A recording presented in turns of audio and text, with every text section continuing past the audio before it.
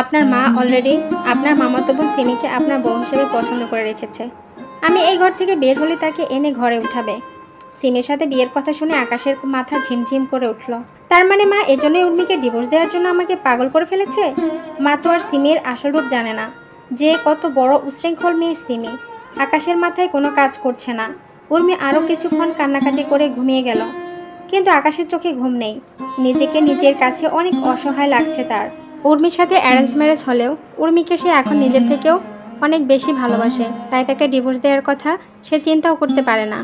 আবার মাকে কিছু বলতে নিলেও সে তাকে ইমোশনাল ব্ল্যাকমেইল শুরু করে। আর সিমিকে বিয়ের কথা তো সে ভাবতেও পারে না। সিমি যে কত বড় বেয়াদব সেটা তো আর সে জানে না। তার মা ভাইয়ের মেয়ের ভালোবাসা অন্ধ হয়ে আছে। হঠাৎ তার মনে হলো তার শ্বাস নিতে কষ্ট হচ্ছে, তার একটু মুক্তি চাই এসব যন্ত্রণা থেকে। সে ধীরে ধীরে উর্মির পাশ থেকে উঠে ছাদের দিকে গেল। Thank you for watching.